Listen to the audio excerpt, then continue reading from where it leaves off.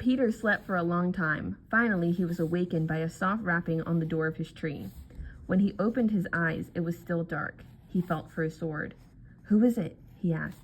There was no answer, only another knock. "I said, who is it?" Still nothing, only silence. Peter was scared, but also excited. He loved adventures, especially ones that placed him in danger.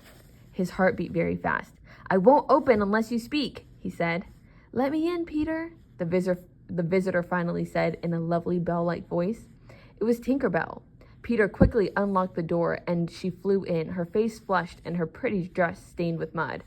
Tinker Bell told Peter that Wendy and the boys had been captured and were now prisoners on the pirate ship. "I must save her," Peter cried, leaping for his weapons. But first he would have a sip of the water Wendy had left by his bed. His hand reached for the glass.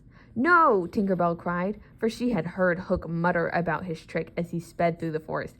"It is poisoned." "What? How? By whom?" "Hook." "Don't be silly. How could Hook have gotten down here?"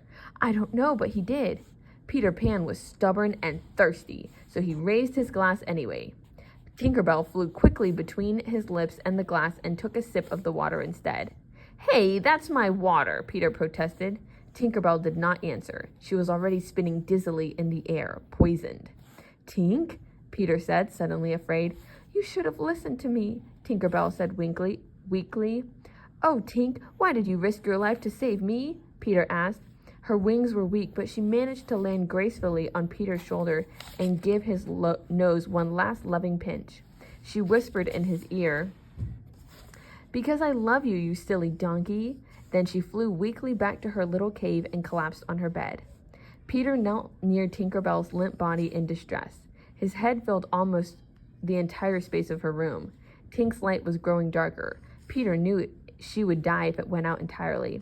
"Oh, Tink," he cried, "what can I do? I need you. Please don't leave me now." "I think I could get well again if children believed in fairies," Tinker Bell gasped, but there was no children left in the cave. Peter stood up straight and screamed out to all the children in the universe, to all who might be dreaming about Neverland, boys and girls in their pajamas, safe in their beds, maybe even you. "Do you believe?" he cried, and his question rang throughout the world. Tink sat up weakly in bed and listened, straining to hear her fate. She and Peter thought they heard some voices, but they weren't sure. "If you believe," Peter tried next, "clap your hands. Don't let Tink die."